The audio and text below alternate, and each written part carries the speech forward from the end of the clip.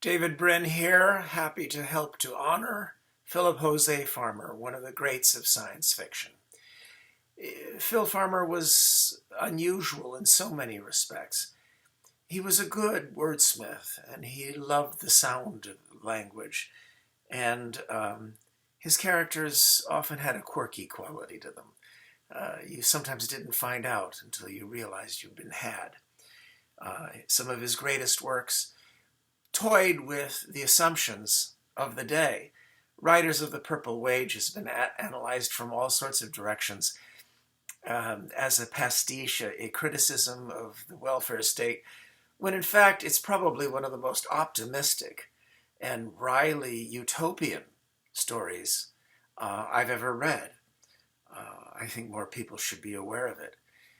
His notion of the universe makers was one of the earliest uses of an idea that's now become so commonly used in science fiction, and that's the notion that what if you're living in a simulation?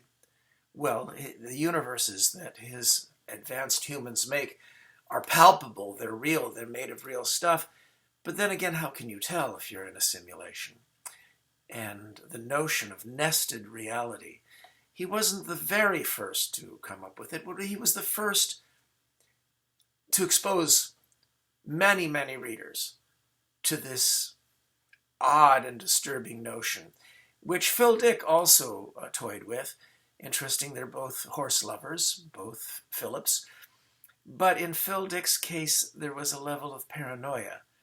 And in Farmer's case, it was more of a sense of adventure, as you'd get in the Riverworld series, where every human who ever lived past the caveman era suddenly wakes up young and strong next to an endless river.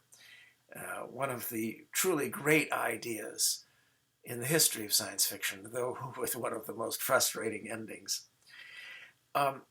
Phil Farmer talked a lot about demigods, and you might think that this would make me hostile because I think this whole temptation in science fiction to obsess on demigod Nietzschean over characters, it panders to readers because they want to think, I may be one of these divergent types, and you wait until I find my friends.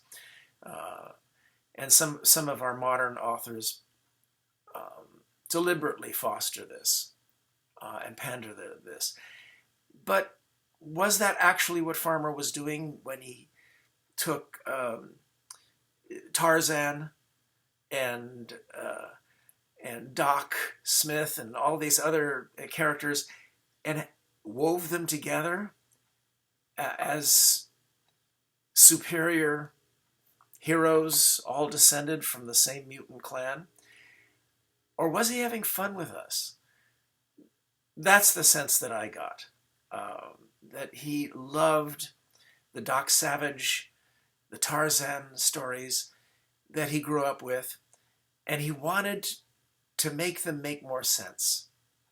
And of course, many of us grew up loving the works of Phil Farmer, and we're inspired in our own creativity to pass the chain along.